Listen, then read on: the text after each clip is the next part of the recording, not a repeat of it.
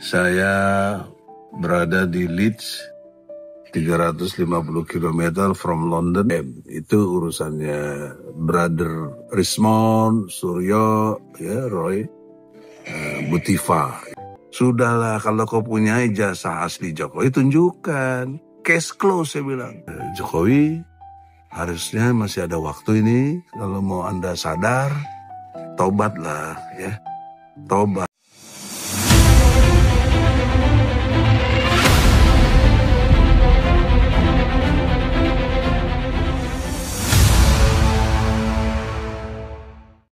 Assalamualaikum warahmatullahi wabarakatuh.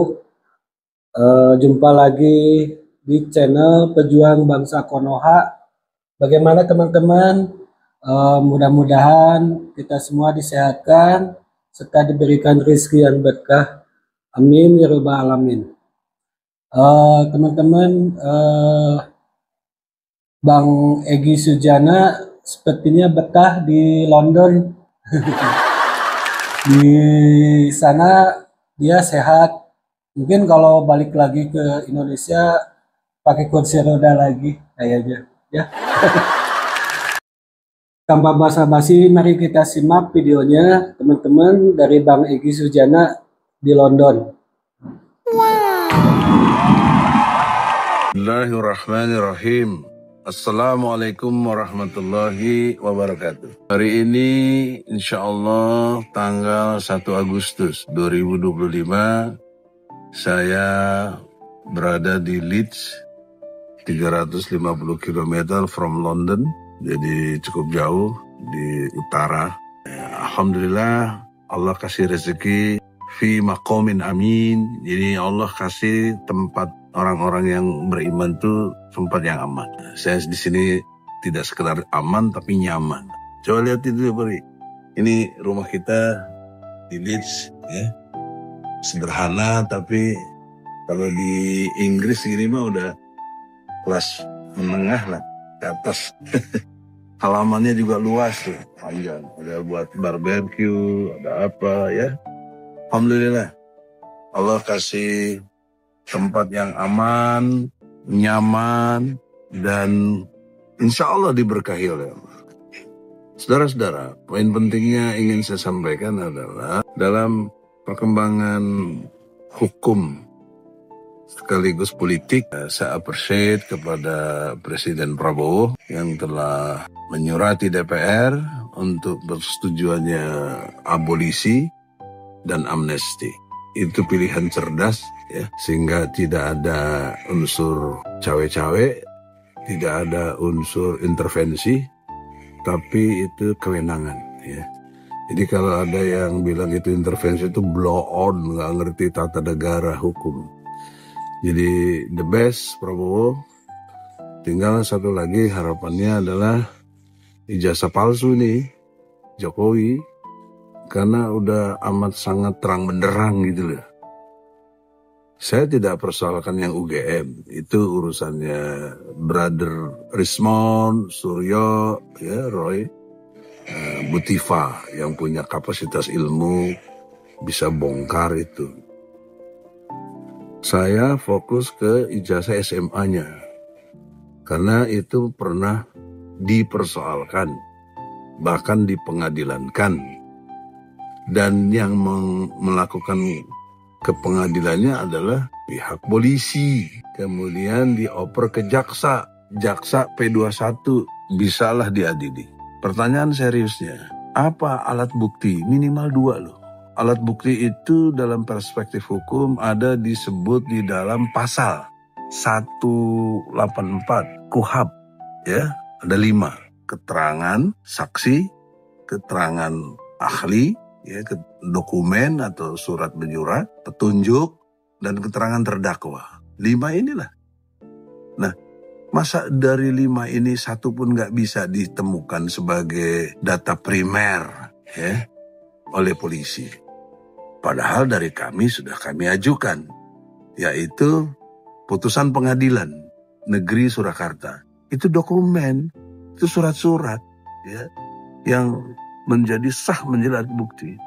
Kemudian ada keterangan saksi, baik saksi fakta maupun saksi ahli, atau sekarang nggak ada istilah saksi ahli, keterangan ahli. Di keterangan fakta, saksi, keterangan ahli itu sudah 4 kita bisa ajukan. Dan ada petunjuk, ya kan? Berupa keterangan-keterangan dari banyak referensi yang menyatakan itu palsu. Nah, tinggal 1, keterangan terdakwa. Ya terdakwanya belum ada, mestinya terdakwanya namanya Jokowi, mestinya itu yang benar. Tapi kok tiba-tiba Mabes menghentikan penyelidikan yang nggak ada ilmu hukumnya, nggak ada. Kalau penyidikan ada, itu satu problem serius. Jadi ini tidak mengeluh, tapi saya bicara hak hukum begitu loh. Jadi karena itu polisinya juga keliru, tidak bisa menemukan alat bukti, tapi langsung menangkap yang namanya Bambang Tri dan Gus Nur di penjara sampai 4 tahun coba. Itu kan zolim luar biasa gitu loh. Menghukum orang tanpa alat bukti. Mana bisa ijazah fotokopian jadi alat bukti? Nggak bisa dong. Gimana sih logika hukumnya? Kemudian jaksa juga keliru karena ada diatur di dalam pasal 143 KUHP. Dakwaan itu harus cermat, harus teliti, harus benar, komprehensif lengkap, nggak boleh nggak jelas begitu loh. Nah, pertanyaan seriusnya, kan tidak ada alat buktinya tadi itu. Kok bisa jadi sampai ke pengadilan itu saya nggak ngerti tuh.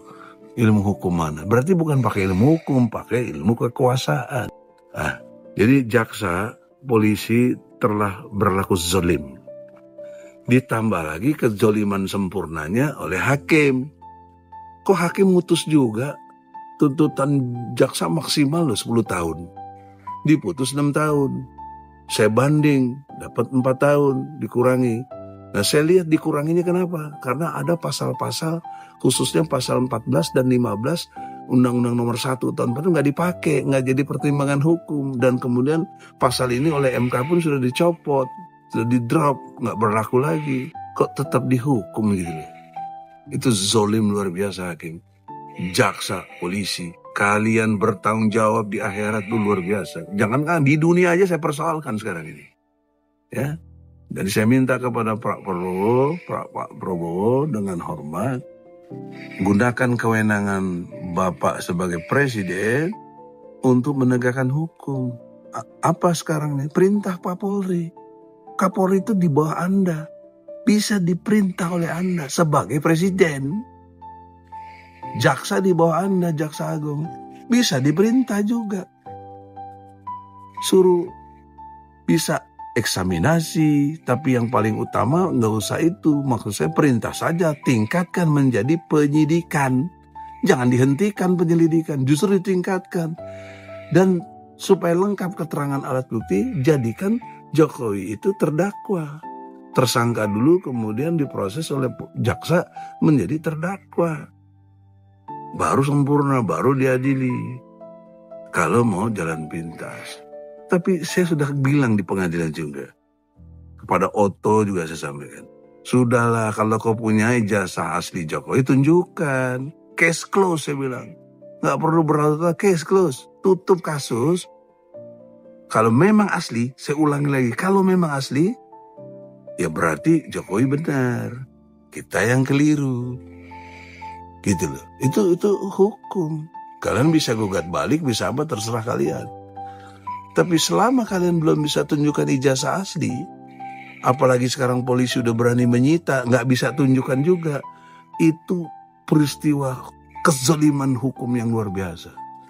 Oleh karena itu, Jokowi harusnya masih ada waktu ini. Kalau mau Anda sadar, tobatlah ya. Tobat. Yang pasti manusia semua mati. Jadi masih ada kesempatan nih Anda tobat daripada ngeri ujungnya neraka jahanam. Ngeri, Bos. Saya kira gitu aja. Semoga Prabowo mendengar ini lewat teman-teman yang bisa akses video ini ke Pak Prabowo. Ya, semoga Indonesia bertakwa kepada Allah. Indonesia lebih baik. Terima kasih. Assalamualaikum warahmatullahi wabarakatuh. Nah, itu videonya Kenapa Bang Egi tidak mau pulang? Menurut teman-teman, apa penyebabnya? Sepertinya kayak lempar batu sembunyi tangan. Pendapat kalian silakan ditulis di kolom komentar. Jangan lupa juga di subscribe dan di like. Assalamualaikum warahmatullahi wabarakatuh.